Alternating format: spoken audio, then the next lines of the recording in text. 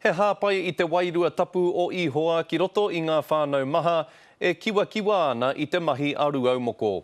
Kuia te kaupapa nui e kawe atu ana e ētahi o ngā hēpara o te manawa o te wheke noroto mai I te hāhi mihingare. He whakamarumaru he whakaora hoki I te taha wairua hinengaro o ngā whānau maha.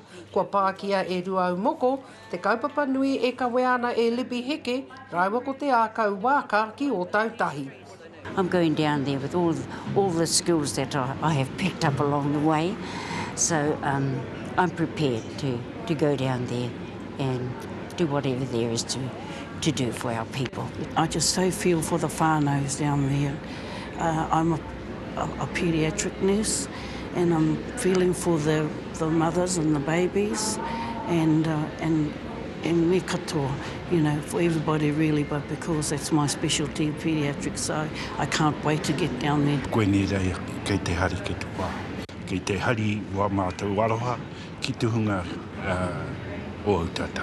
He pōwhiri mai te pīhopa Hone Grey o tautahi.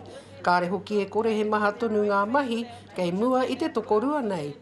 Whatever we can offer and whatever, you know, the Lord will give us the words, I feel sure, to bring comfort in any way to the people down there. Where there's a need to helping our ministers out down there, there may be tangies and blessings, and we're going down there with what we can give to our people down there.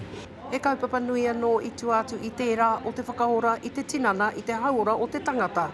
Ka tika hoki, arā ko te wairua tērā, ā ko te tuku I noi hoki I te atua. Ka tika hoki ko tā te atua e whiu ai, mā te atua anō hei whakaora.